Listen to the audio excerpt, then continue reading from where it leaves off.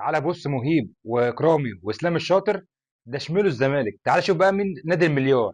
الزمالك اعلى انديه افريقيا انفاقا على شراء عقود اللاعبين في صيف 2025. الزمالك 7 واتنين من عشرة ده بالمليون يورو.